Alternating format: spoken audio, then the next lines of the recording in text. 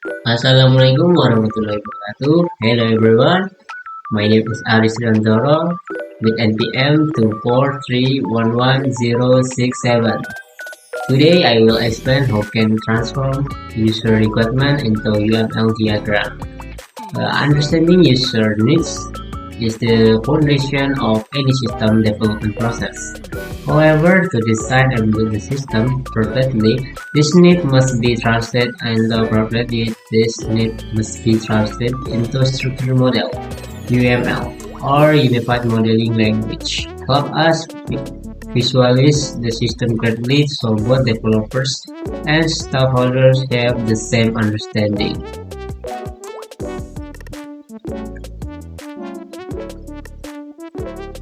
What are requirements? Requirements describe what the user expects for the system. There are two main types. Number one is functional requirement. This describes the specific functional the system must perform. For example, the system must allow user to register and log in. Number two is non-functional requirement. This describes system qualities or constraints. Example include the performance, usability, security, and reliability. For instance, the system should load quickly or the system must be secure.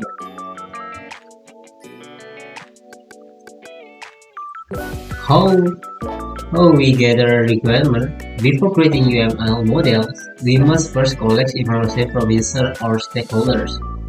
Common techniques include interview to ask questions directly, observation to see how user can work, survey for broader feedback, document review to study existing system, user stories to understand it from the user perspective. This method helps us understand what the system should do. Analyzing requirement. After collecting the requirement, we analyzing them to understand the system more clearly. In the step, we, individual actors, or the people and external system involved, determine use case which describe what user want to apply, understand interactions between user and the system, and the import data the system needs to store. The analysis becomes the basis for creating UML diagram. Step 1. Individual actor. Actor represents anyone or anything outside the system that interact with it. Example include a customer using the system, an admin managing data, a payment gateway performing all transactions. Actors are not always people. They can be external system as well. Step 2. Identify use case. Use case describe what the system should allow the access to do.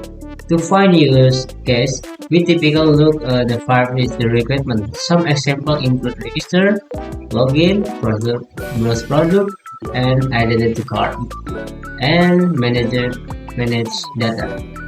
This use case will be shown in the use case diagram. Step 3. Use case diagram. The use case diagram provides a visual representation of actor, use case, how each actor interact with the system. It helps us understand the system main function from the user perspective. This diagram also shows the boundary of the system, both inside and outside in the scope. Step 4. Activity diagram. The next step to create an activity diagram. The diagram illustrates the flow action for specific process. It shows the order of steps for start to finish, including the session or finishing path. For example, in an online shopping system, the activity flow for checkout will be include selecting item, editing the cart, entering payment detail, and confirming the order. Step 5 is individual system structure. After understanding the process, we explain the data the system needs. We define entities that will become class. For example, user, product, order, card. This presents the object within the system that will be information. Step 6.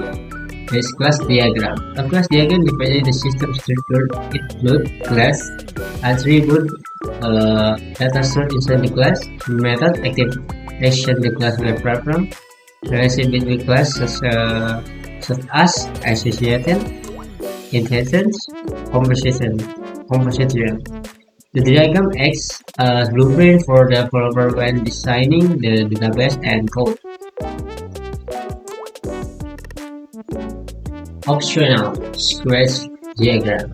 A squares diagram shows how objects interact with each other over time. The diagram is useful for a complex process like login, ordering, or payment. It shows squares of message accessing between objects. Example: online shopping system. Let's look a simple example of online shopping system. From requirement we identify after user and admin, use case, login, browse product, add to cart, check out, activity diagram, check out process flow, class diagram, user, product, order, cart, and payment plans. The example demonstrates how requirement can be seamlessly transformed into UML diagrams. Benefits of UML. Using UML diagram gives us several advantages. Number one is provider is clear and shared understanding of the system. Number two is reduces miscommunication between developer and stakeholders.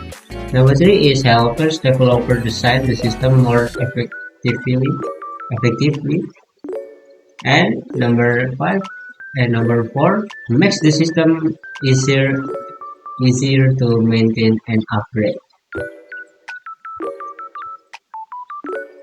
Conclusion.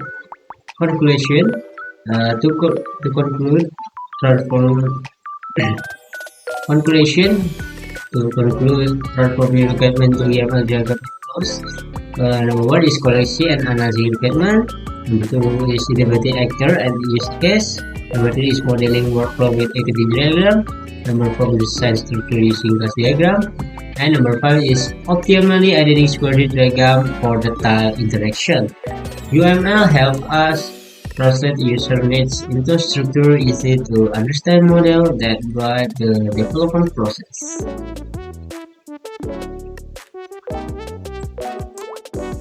Okay, that's all the materials I can cover today. Thank you. Wassalamualaikum warahmatullahi wabarakatuh.